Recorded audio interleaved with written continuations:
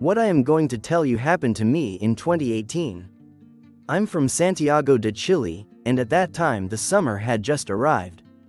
That season was extremely annoying. Between all the problems the heat caused, I had to leave my bedroom door open at night if I didn't want to suffer from horrible heat. That discomfort only added to one of the main things that made those nights terrible for me: the darkness in my house. The dark always made me feel fear and on many occasions robbed me of sleep. My room was next to the corridor that led straight to the living room. The living room was very large, and the darkness in there seemed to be stored and held inside the house. It was overwhelming. One of those hot nights, lying in bed, I woke up and realized the clock was ticking 4 a.m. I tried to go back to sleep for a while, but it was in vain.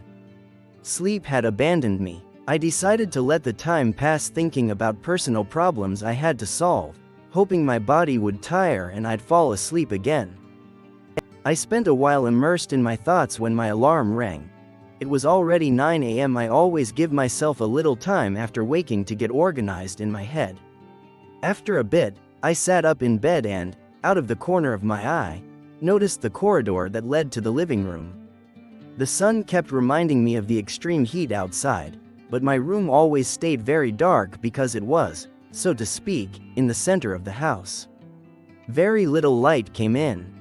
As I sat on the bed facing one wall, I began to feel observed. That wasn't very strange because I had a puppy then. She was old and had poor sight, and she always stayed at the foot of the bed. When she heard or saw I was awake, she would climb up to stay with me.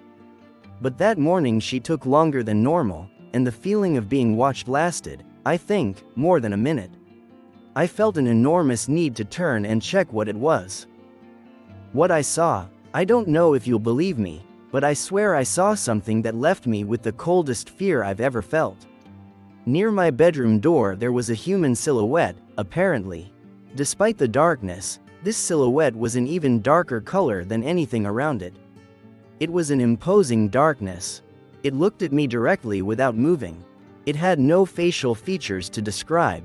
None, except for what seemed like eyes, 2 white dots fixed on me. What terrified me most was the position of the head.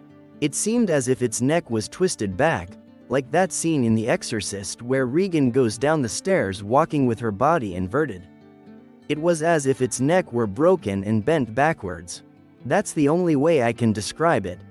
I could swear those moments lasted forever, but deep down I know it was only a few seconds. I pulled back toward the head of my bed, and somehow I found the strength to make that small movement. When it noticed I was moving, it moved very quickly out of the room. It walked down the hall and entered the bathroom. I didn't see it leave the house. After it left my room, the heat that had been in the house all those days felt gone. The room became very cold, as if that thing had taken the heat with it. I never saw it again, and I would not want to. Even today, trying to recount the few details is difficult, and the fear comes back fresh every time I remember it.